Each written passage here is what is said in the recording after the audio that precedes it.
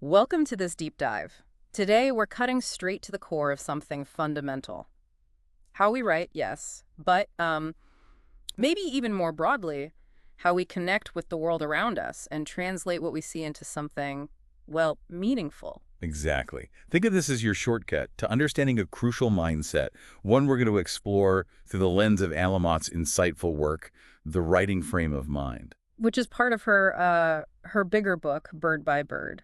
Some instructions on writing and life. That's the one. Okay. And Lamott, well, she knows her stuff. Yeah, for anyone who doesn't know, she's a New York Times bestselling author, writes both fiction and nonfiction. Things like Hallelujah, anyway, help, thanks, wow, operating instructions. Which is that journal about her son's first year, incredibly personal. Right. And novels, too, like Imperfect Birds and Rosie. Plus, she's a Guggenheim Fellow, California Hall of Famer. Pretty impressive background. Definitely.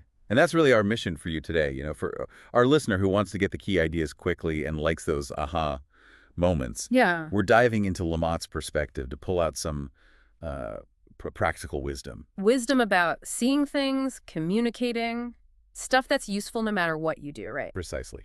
Right. It's about becoming a sharper observer and, a clearer communicator. Simple as that, really. Okay, let's get into it then. The first big idea Lamott talks about is looking around. And it sounds simple, but she means more than just, glancing. Oh, much more. She really emphasizes that writing, fundamentally, is about learning to pay attention. Yeah. And then communicating what you notice is happening. And right off the bat, she connects it to respect or reverence. Yeah, reverence, paying attention with respect. She quotes Robert Stone, actually, on finding meaning even in suffering, which requires that baseline respect. You can't just judge on the surface. It's like she's saying you need to step back a bit. I love that image she uses, the writer as the cheese and the farmer in the dell. Huh? Yeah. Standing apart, observing, maybe with binoculars, developing your own clear viewpoint. Your unique way of seeing. Mm-hmm. And that viewpoint, Lamott argues, it has to be grounded in self-compassion. Which is kind of an interesting twist, don't you think? It really is. How does that work? Well, the idea is, only when you can look at yourself with some kindness and understanding can you really, truly connect with others. She tells that story about her Uncle Ben. Oh, yeah, recognizing kindred spirits, people who seem separate but aren't. Exactly. That connection comes from a place of, understanding shared humanity, which starts with understanding yourself. And she points out how we're often better at this with, kids or animals. Yeah. Easy to be tender there. Right. But then she uses the example of a police officer, where our preconceived notions can act like a transparency. Like we see the uniform, the idea, but not the actual living, breathing person. Precisely. The goal is to see everyone as an equal, as an individual. And that includes ourselves, too, that compassionate detachment thing. Yeah, definitely. Turning that lens inward. It's a practice, she says, like paper training a puppy for your own mind. Gently bringing it back when it wanders off. Exactly. Bringing it back to observe the world with that same respectful attention. Okay, so this leads to the idea of reverence being essential. Not just nice, but essential. Right. For a writer, or really anyone trying to understand things deeply, it's about approaching the world with a sense of awe, being present, being open. And the alternative is, what did she say, to stultify? Yeah, to stultify and shut down. Basically, you close yourself off to any real insight or connection if you lose that sense of wonder. And what you gain from that reverence, that deep looking, is that glimpse into someone's soul she talks about. Mm-hmm. That sense of wonder, maybe a feeling that things, just for a moment, make sense, creating a kind of spaciousness. She mentions how kids just naturally observe things with this unfiltered awe. Yeah, she even brings in that Rumi poem about joy constantly changing form. It really hits that idea of surprise and discovery being everywhere. It does. And this kind of active paying attention, it can lead to what she calls a Wordsworthian openness, seeing holiness or inherent value in creation. Even if you're not religious. Right, even without a specifically sacramental view, anyone can just be struck by the beauty and, yes, the pain of the world and feel that urge to capture it realistically. It's often in the ordinary things, right? Like the woman in the red hat she mentions, how that can spark these deep, hard-to-name feelings. Exactly. Or Gary Snyder's observation about water ripples, noticing the tiny difference between ones made by a fish and ones made by wind. That comes from focused attention. Such a small detail, but says so much. And the Tibetan nuns chanting. that intense focus. Lamott uses that to show the power of being fully present, absorbed in something outside yourself. It's kind of an antidote to being stuck in your own head, that narrow narcissistic view. Okay, that makes sense. So let's shift to the next part, the moral point of view. This sounds potentially heavy. It can sound that way, but Lamott frames it really interestingly. She suggests that if you keep losing steam on projects, maybe it's because there isn't, like, a core of passionate caring at the center. So you need to put yourself, your actual beliefs, into the work. Yeah. Your deeply held ethical ideas, what you really think matters, that becomes the language of the writing, she says. And it's not about hitting people over the head with a message. No, definitely not. She explicitly warns against that, even quotes Samuel Goldwyn, "If you have a message, send a telegram." Right. Classic. But she does stress that you need to communicate from a place of deeply felt moral certainty. It's about conveying what you genuinely believe, not preaching it. And she acknowledges that reality is complex, right? Yeah. Questioning simple opposites like love and hate. Exactly. The world isn't black and white, and your writing or your understanding shouldn't pretend it is. So maybe you start out just trying to be clever or witty. Right. But eventually, Lamott thinks, you often feel this pull to explore the bigger human drama. And that drama, she argues, is often best understood in, well, moral terms. What helps, what hurts, what matters. She mentions that line from the Jean Moreau movie about everyone having something to cry about. Yes. The winds of solitude roaring at the edge of infinity. Powerful stuff. And it leads to the question, how do people behave in the face of that? Individually, collectively. That's the moral material, not moral like judgmental, but moral as in exploring fundamental human values and behaviors. Precisely. Looking beyond the negative baggage of that word. When your deep beliefs guide the work, it feels authentic. It helps you uncover what really drives people, characters, finding the good people beneath the packaging, as she puts it. And readers or audiences connect with that, don't they? Characters showing decency, courage. Yeah, showing some kind of moral compass at work, even if they're flawed. Good stories often have heroes, sure, but also compelling bad guys. And often, amidst the darkness, there's someone who still holds on to what's right. That offers reassurance. Even just ordinary people capable of goodness. That resonates. Definitely. Lamott is very clear. You have to believe in your position, care deeply. Otherwise, what's the point? That passion, she says, sustains the work when it gets hard. Like a conservationist's passion. Exactly. Good creators, she thinks, want to be part of the solution, part of understanding life better. Even someone like Samuel Beckett, who seems so bleak. He still offers these profound truths, just with dark humor. Right. And she loves the Dalai Lama's simple line, "My true religion is kindness." That's a great moral position, she says, though maybe needs some embroidery for literature. So the moral position isn't a slogan. It's an inner caring, coming from within the character or the situation. Exactly. It's organic. Ultimately, she urges us to focus on things that are important and constructive, especially when, the world feels like it's falling apart. The key question being, how do we take care of each other? Love, death, sex, survival, the big themes, freedom, human rights. And she adds that even horrible characters deserve respect for their inherent qualities, their humanity. Telling the truth, writing about freedom that's rewarding. She quotes Molly Ivins near the end of that section. Oh yeah, freedom fighters don't always win, but they are always right. Great line. Okay, moving on to broccoli, which sounds intriguing. It does. It comes from a Mel Brooks routine, apparently, but Lamott uses it as a metaphor for intuition, listening to your gut. Ah, okay. Quieting the mind enough to hear that inner voice. Exactly. But she makes a really crucial point. A lot of us lose touch with that voice, often because as kids, our own perceptions were dismissed or corrected or even punished. Right. She gives those examples of a kid asking an honest question and the adult kind of shutting it down, teaching them not to trust their own take on things. Yeah. So regaining access to that intuition is vital, she argues. If you rely only on your rational mind, especially when creating something new, you can get discouraged too easily. Because the rational mind wants clear answers right away. Kind of. Whereas if you stick with it, let things simmer. Lamott says characters and plots or solutions can emerge from that deeper intuitive place. She used a funny analogy. Lee Marvin in Kapaloo. About giving up too soon. Yeah, collapsing drunk against a wall just before he was needed. Don't give up just before the breakthrough intuition might provide. So how do you get that confidence back? In your intuition. By trusting yourself, basically. Uh, Especially in early drafts or early stages. Letting your imagination and memories just roam. Her advice is wonderfully simple. Just dance. don't overthink it. Right. The rational mind, she says, for all we value it, doesn't really nourish creativity.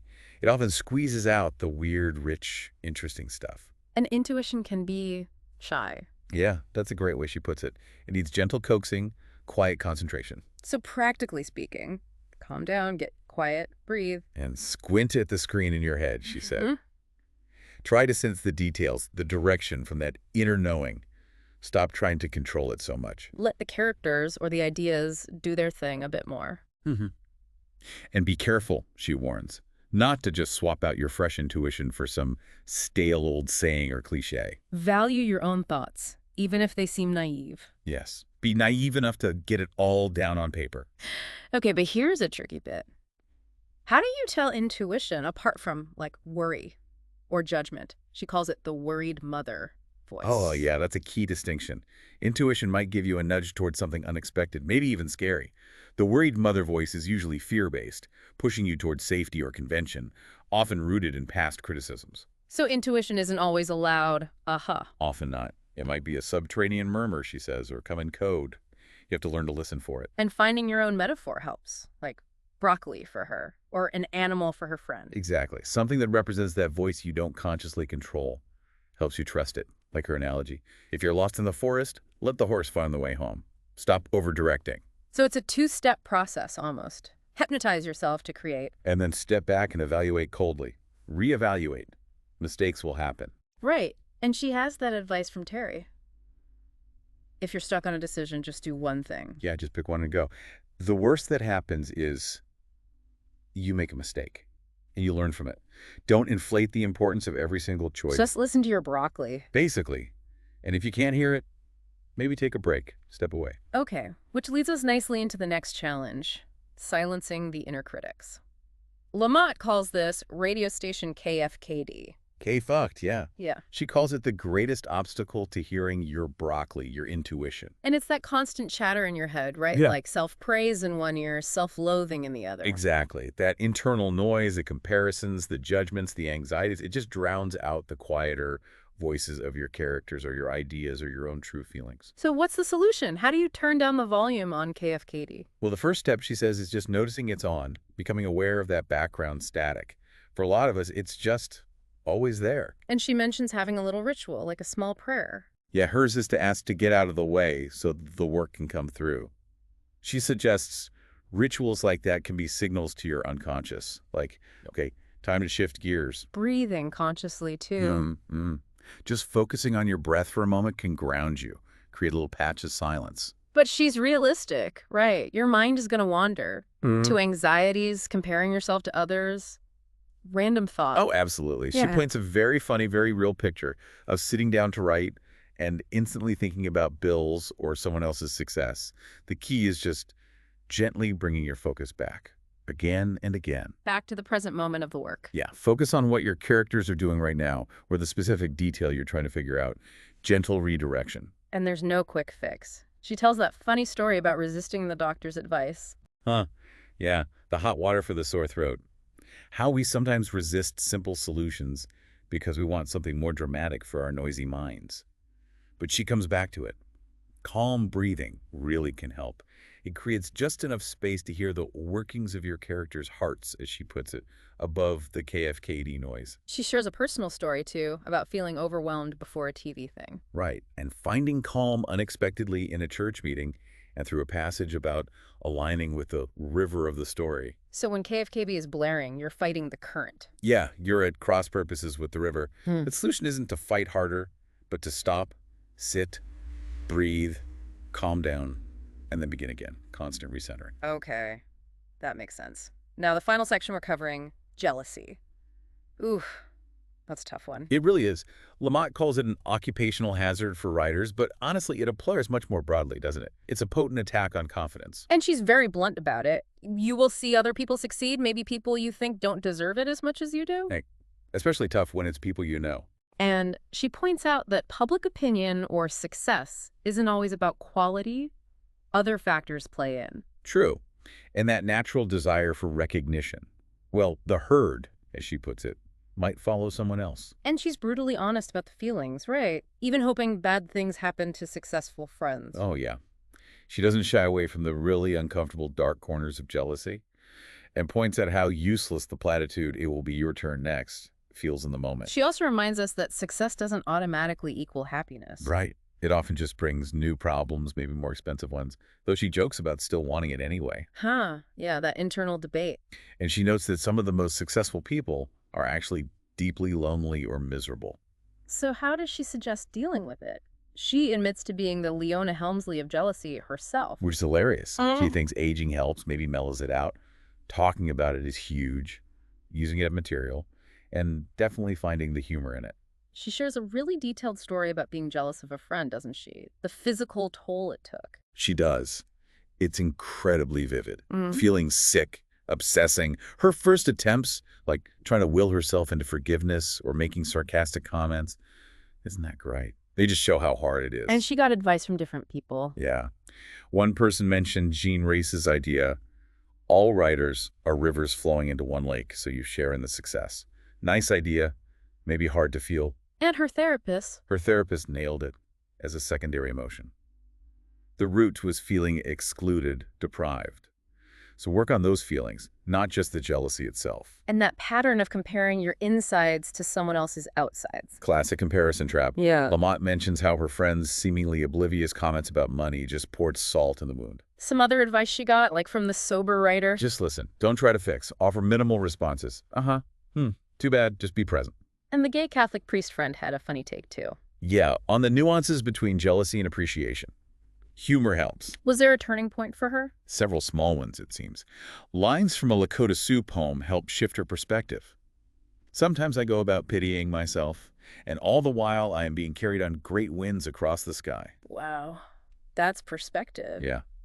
And realizing it wasn't about a sudden cure, but gradual improvement. She also found catharsis in that Clive James poem. The book of my enemy has been remaindered. Yes, wickedly funny and relatable in its spitefulness. And her friend Judy's advice, that seems crucial. Super helpful. Don't try to be happy for the other person if you're not, Judy said.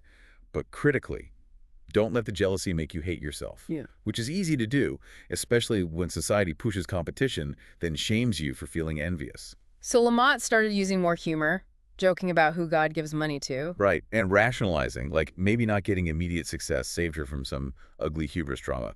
Whatever helps you cope. And writing about it helped process it. Definitely. Exploring those cold, dark corners and seeing the shared humanity in them, feeling it and talking about it is better than letting it poison you silently. The documentary about the couple with AIDS also shifted things. Hugely. Seeing that resilience, that beauty and fortitude, even in immense suffering, it put her own envy into perspective. Though it also made her angrier at her friend's casual insensitivity about money. So her process involved writing about childhood stuff, taping quotes to her desk. Phil's line. I get up, I walk, I fall down. Meanwhile, I keep dancing. Focusing on paying attention, not taking things so seriously, slowing down. And eventually compassion emerged. And humor in her writing. Yeah, it wasn't instant, but it shifted. She did ultimately need a sabbatical from that particular friendship, though. And she found a kind of beauty even in the jealousy itself. A strange beauty, yeah. Like the resilience she saw in the documentary subjects. A persistence, a flawed but vital, dancing like an old long-legged bird. It's quite a journey she describes. Wow. Okay, so wrapping this up. We've gone through Anne Lamott's ideas on, well, the writing frame of mind, but really it's a life frame of mind too, isn't it? Absolutely. We've touched on really looking around with reverence, connecting to your core beliefs, trusting your intuition that broccoli, quieting down KFKD, the inner static. And grappling with something as common and difficult as jealousy. Right. And for you, our listener, who values getting to the heart of things, we hope digging into Lamott's perspective gives you some really practical tools. Tools you can use anywhere, right? Not just for writing, sharpening how you see things, how you understand, how you communicate, hopefully sparking some of those aha moments. Definitely. So maybe a final thought to leave you with. Consider one area of your own life. Where could you benefit from paying closer, maybe more reverent attention?